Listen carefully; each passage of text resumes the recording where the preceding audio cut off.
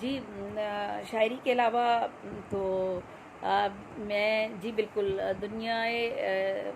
ادب کی سب سے زیادہ اصناف ادب پر کام کرنے والی پہلی خاتون کے خاتون کی حیثیت سے اب میرا نام لیا جاتا ہے، اور اس لیے کہ اتنی زیادہ اصناف پر اردو ادب میں کسی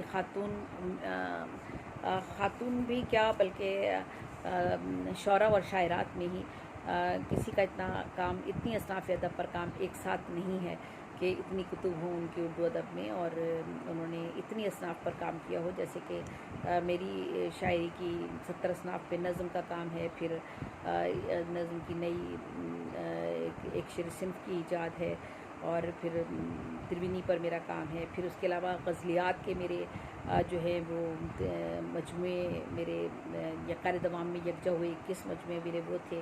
پھر 12-13 مجموعے میرے دوسری کلیات میں میرے یکجا ہوئے.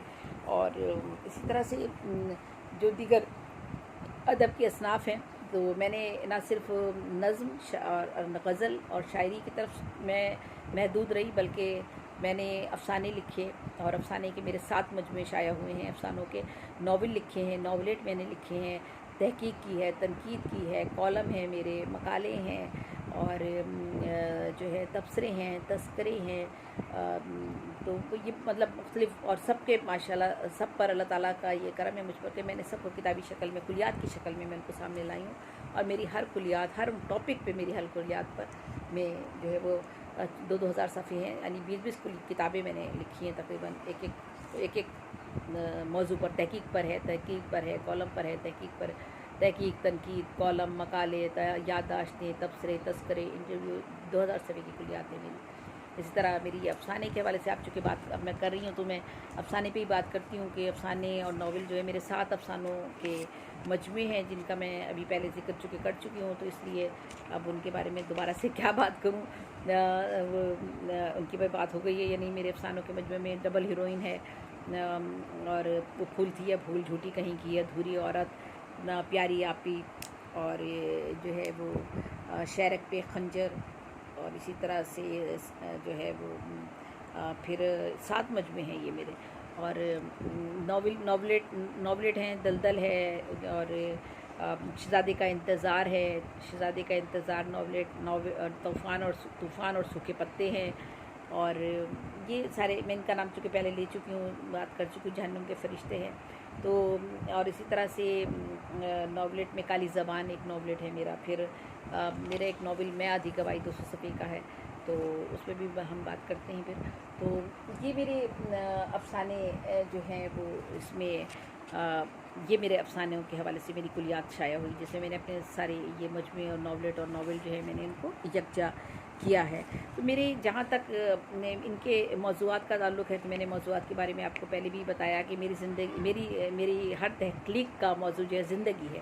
اور زندگی میں بھی نسائی مشکلات بھی ہیں، اس میں سماجی اور اقتصادی قوتوں کے خلاف جہاد ہے، اور بہت سارے موضوعات ہیں اس میں. خاص طور پہ الیکٹرانک نیٹ، کیبل، کمپیوٹر، اور آج کے دور کا جو ہمارے یہاں موضوعات آ گئے ہیں انٹرنیٹ کے حوالے سے، ان کا بھی ذکر ہے.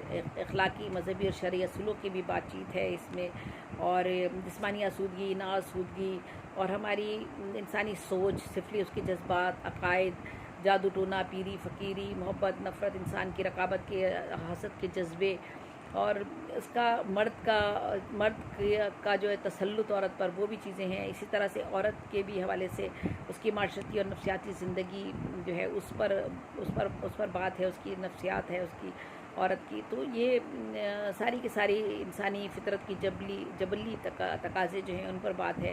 پھر صنفی اور ذہنی نابرابری کا جو سلوک ہوتا ہے وہ ہے. پھر ہمارے معاشرے میں انحطاط پذیری، جس وجہ سے عورت کی بیجا آزادی اگر اسے دے دی جائے تو پھر انحطاط پذیری کا معاشرے شکار ہو جاتے ہیں، ان کا بھی ان میں تذکرہ ہے. اور ان افسانوں میں غربت، بھوک، اور غربت اور بھوک کی وجہ سے، اور جو ہمارے بے شمار دیگر مسائل ہیں، شادی نہ ہونا، جہیز کا مسئلہ اور بے شمار دیگر مسائل ہیں، ان کی وجہ سے جو زندگیوں میں طوفان آ جاتے ہیں اور بچیاں برباد ہو جاتی ہیں اور قتل ہو جاتے ہیں، عصمت دری کے واقعات ہو جاتے ہیں، ان سب کا تذکرہ میرے افسانوں میں ملتا ہے. جیسے خاموش جنازے میرا ایک ایسا ہی ایک ناولٹ ہے جو ساری اور زیادہ تر میری اس میں زندہ حقیقتیں ہیں. میرے ارد گرد جو کچھ ہوا، میں نے جو کچھ محسوس کیا، دیکھا، اور جو تجربات اور مشاہدات میرے تجربوں میں رہے، میں نے ان کو بیان کیا. تو خاموش جنازے بھی ایک ایسا ہی جنازہ ہے جس پر نہ رو سکتے ہیں، نہ آنسو بہا سکتے ہیں، نہ چیخ سکتے ہیں، نہ چلا سکتے ہیں ماں باپ. تو وہ بھی ایک خاموش جنازہ میرا ایک ناولٹ ہے. اور پھر اسی طرح سے کالی زبان ہے کہ وہ ایک میرا ناولٹ ہے. دلدل سیاست کے حوالے سے ہے کہ سیاسی طور پر ہمارے بچے مختلف سیاسی گروپوں سے تعلق قائم کر لیتے ہیں، پھر کس طرح سے ان کی زندگیاں خراب ہو جاتی ہیں یا خراب کر دی جاتی ہیں. تو وہ سیاست بھی ہے اس کے اندر، لسانی ہو، مذہبی ہو، سیاسی ہوں گروپوں سے اگر ہمارے بچے جڑ جائیں تو ان کی زندگیاں کس طرح برباد ہو جاتی ہیں. تو یہ دلدل اس ناول اس چیز کی عکاسی کرتا ہے. اور اسی طرح شہزادے کا انتظار ہے. شہزادے کا انتظار جو ہے وہ شادیاں نہ ہونا اور پھر اس طرح سے اس سے جنم لینے والے نفسیاتی مسائل ہیں، وہ چیزیں ہیں، ان کو چیزوں کو ڈسکس کیا گیا ہے.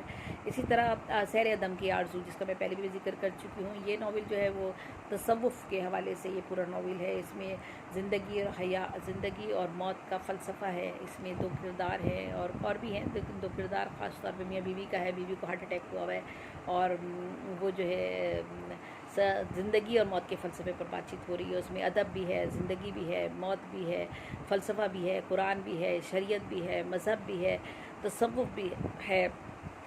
تو یہ سارا کا سارا جو ہے اس ناولٹ میں بیان کیا گیا ہے. تو یہ اخلاقی برائیاں، ذہنی پستی اور انسان کی محرومیاں، یہ سارے زندگی کے المیے، معاشرے کی تیز ترین رفتار کی زندگی اور اس میں جنم لینے والی کہانیاں، وہ سارے زندہ کردار ہیں. پھر بے راروی کے شکار کو عیاشی اور فحاشی وغیرہ کے موضوعات کو بھی ڈسکس کیا گیا ہے، ان کی وجوہات کیا ہوتی ہیں. ایک جہنم کے فرشتے میرا ایک ناولٹ ہے. تو اب آپ دیکھیے کہ فرشتے اور وہ بھی جہنم کے، تو فرشتہ ہی ہوتا ہے انسان، بعد میں وہ کس طرح جہنم کی طرف چلا جاتا ہے. تو ان موضوعات کو جو ہے میں نے اپنے افسانوں اور ناول اور ناولٹ میں ڈسکس کیا ہے، اور باقی ناول کے علاوہ حوالے سے میں آگے بھی بات کروں.